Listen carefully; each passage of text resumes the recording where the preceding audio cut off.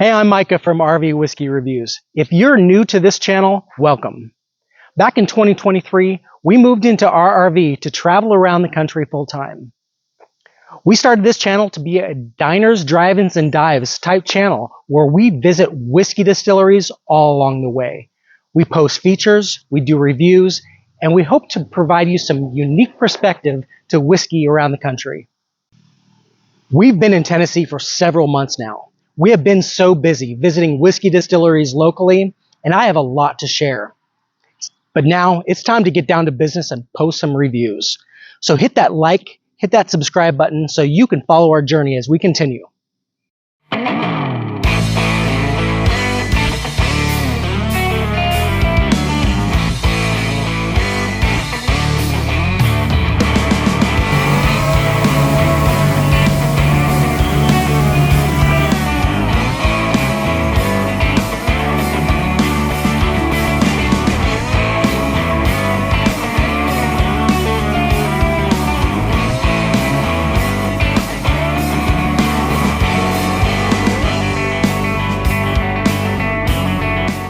So today's video really is something special. I waited a couple months to post this one because I really wanted to take the proper time to represent this distillery the best that I can. It is owned by a remarkable family and it is a remarkable distillery. That distillery is Ironroot Republic in Denison, Texas. Stay around to the end where I'm going to post snippets of my discussion with Robert and Marcia Licorice. You don't want to miss this.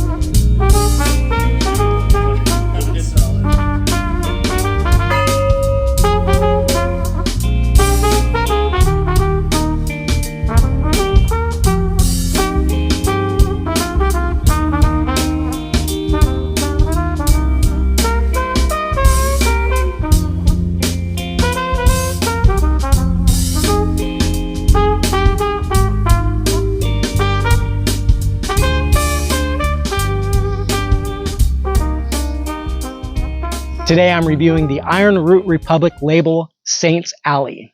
Saints Alley is what you can get at Total Wine. They also sell it at the distillery location in Denison, Texas.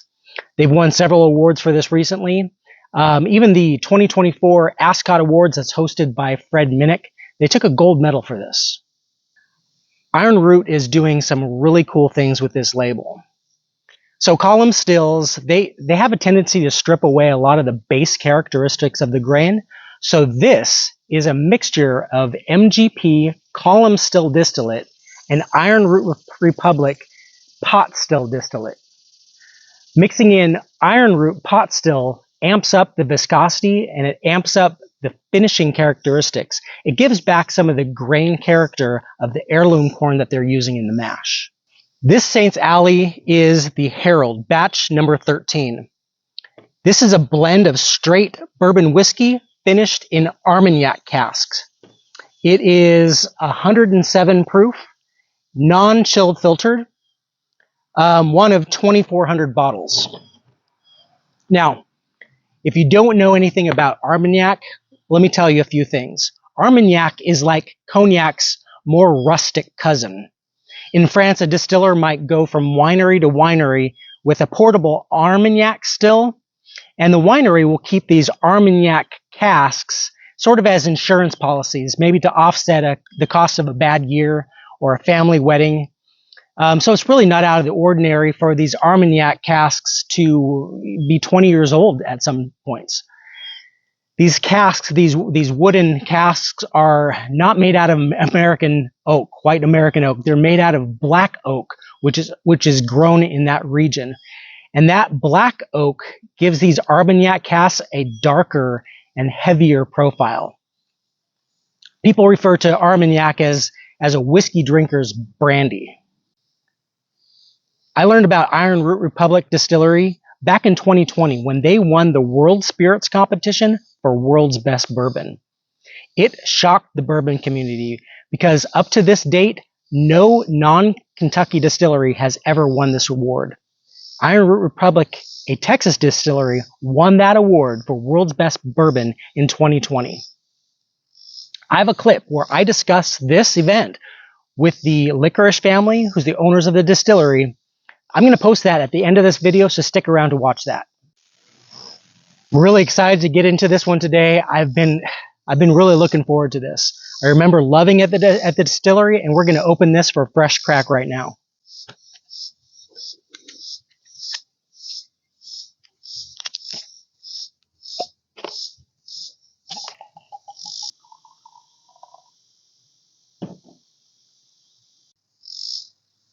Man, I love that cask finish. You can really smell that brandy, that Armagnac on the profile.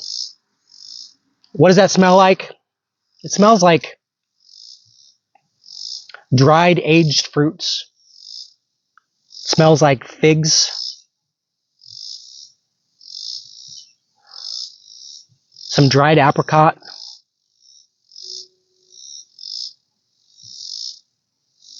Maybe a little bit of baking spice. But really, just kind of a really nice aged fruit-forward whiskey. Love the smell on that. All right, let's go in.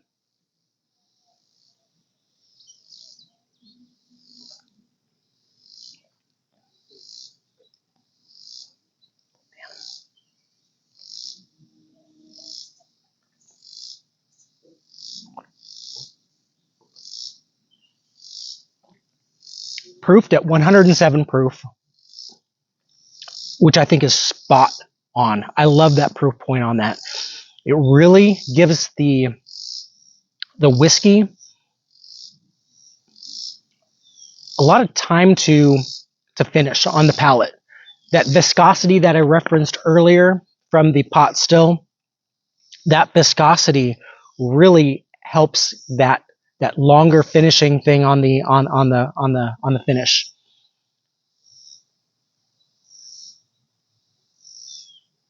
All in all, it's a terrifically balanced bourbon. Now, I had discussions about their finishing concepts with the distiller, with the owners of the distillery, about how they finish whiskey. Their goal in finishing was to elevate the whiskey, not to create an Armagnac brandy bomb, or in some cases a port bomb or something like that tastes more like port than it does whiskey. I love what they're doing with the Saints Alley Herald. There were 2 other Saints Alley labels that also won platinum awards at the Ascot Awards here in 2024. So they've got a lot of great stuff out there. Look up Ironroot Republic. I don't think you're going to go wrong with any of their labels. They're a terrific distiller, and if you have time, from Dallas, they're about 40 minutes north. So if you're in the Dallas area, take a day, go up to Denison, go check out Ironroot Republic. You will not regret it.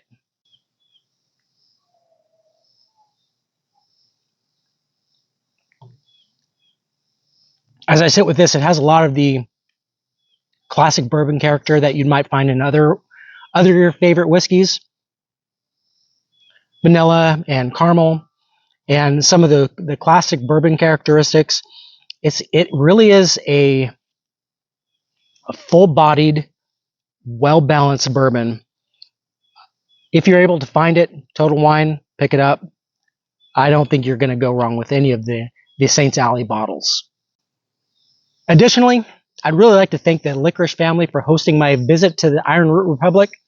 I'll forever have an emotional place in my heart for this distillery based on this remarkable and memorable visit. I leave you with this snippet from our discussions there. Cheers, everybody. I'd love to hear about your experience at the 2020 World Spirit Awards when you guys won the world's best bourbon. Like, how was that? Tell me about that. I wasn't there when we won. That was her. Like, it was in New York, and it was right before COVID, because the World Whiskey Awards were canceled for 2020 in Europe because of COVID. But because bourbon is... It was February, so it was right before everything shut down. Because it's only made in the United States, the winner is announced in the United States, because there isn't one from Europe, right? Mm-hmm. So that once the competition's over in the U.S., it's over, right? And so it was in New York, and it was totally different than what they're doing now. It was at a bar. Iron room. Huh? Flatiron room. The flat, okay. And they had a stage, and so everybody was just kind of standing around, milling around, and when it came up, Jonathan and I are there, and first of all, they announced the best non-Kentucky, so we were like so thrilled, because that was like... That's the goal, yeah. That was the goal, to hit the non-Kentucky. You don't ever think of anything beyond that. So when they announced that it was it won the best in the world, the top, we were, everybody's like jumping up and down, and we had a lot of friends there that knew us, so it was the distillers. It's a small world, you know everybody. Who did you call first? Who did you call first? Robert. She called me. He wasn't there. Yeah, he wasn't there, and. We probably put John on the same phone.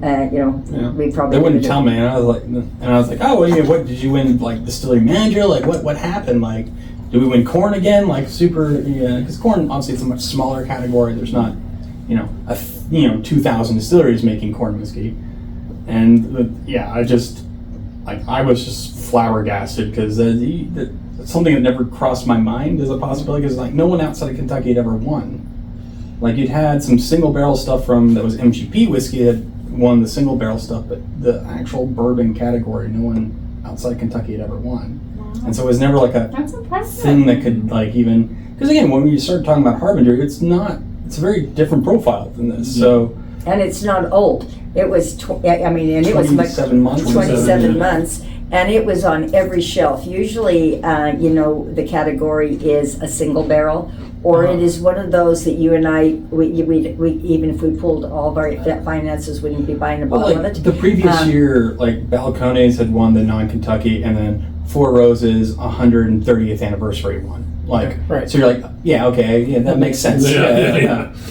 And so that was, which I always joked with the guys from Balcones. I was like, if you guys hadn't won that year, you might have been, because the people who ended up winning the Kentucky side our year. Was it Craft Distillery? Yeah, it was Peerless. Actually, it was one of their like 5 or 6 year old not single, but their like specialty double oak blend or something like that. Okay. And so when this guy went up against it, like that was like, we're lucky it wasn't 130th anniversary of Four Roses. So that year, but. So your orders after that? Immediately sold out everywhere. Yeah. Like, because went from everywhere you could find it readily to nowhere. Because we were distributing outside of Texas, we were distributing through Total Wine across the country. Yeah. And it was that, we saw a huge spike in sales like that next week. And then that following Tuesday, Forbes put out an article. And then 3 days after Forbes put out the article, that's when the shutdowns happened. And so everyone was just sitting around just reading stuff on the internet. Mm-hmm. And then that article went from like 150,000 people seeing it to like 8 million people had seen it. And the next thing I know, I get a call from Total Wine 2 days after that article comes out, or I guess 2 or 3 days after that article comes out, and goes, "We're completely out of the quarterly allocation. Like, can you guys send us more?" How many trucks do you? And the answer was like, "There isn't any more for didn't plan on that. 2.5 more months. Like we do stuff quarterly."